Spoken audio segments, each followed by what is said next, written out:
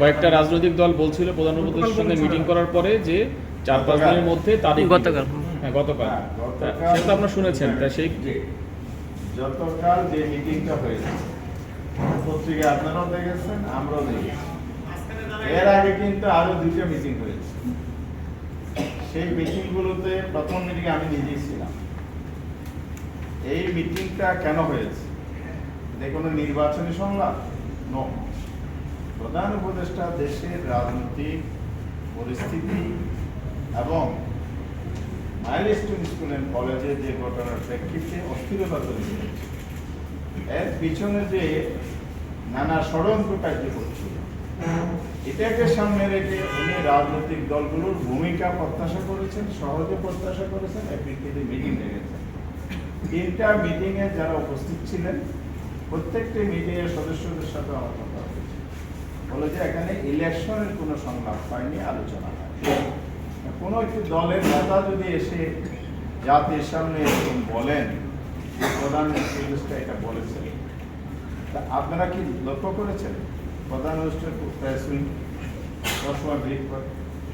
অথবা কোনো অথরিটি কোনো উপদেষ্টা মুখ্যমন্ত্রী হিসেবে কথা বলেছেন এরকম কিছু আপনারা লক্ষ্য করেছেন আমার মনে হয় সবাই না বলবেন কারণ এটাই সত্য এই যদি কোনো ব্যক্তি বা দলের নেতা বললে ওন রেসপন্সিবিলিটি বলেছেন কেন বলেছেন আপনার হয়তো দলীয় স্ট্যান্ড থেকে কথা বলেছেন তা আমি এটাকে সঠিক মনে করি এবং জাতীয় এটাকে কোনোদিন মেনে নেবে না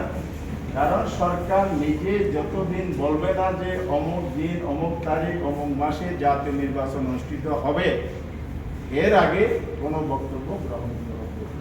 যদি এটা আলোচনায় নাই আসে তাহলে ঘোষণার পরে তাদের পক্ষ থেকে একটা বিবৃতি কিংবা সেই দায়িত্ব আমরা নেব সরকারের এই দায়িত্ব হচ্ছে তার অবস্থান পরিষ্কার করা হয়তো অপেক্ষা করলে আপনারা পাবেন আর সরকার কি ভাবছে না ভাবছে এটা কি সরকার একা করতে পারে ইলেকশন কখন হবে এটার প্রধান দায়িত্ব ইলেকশন কমিশন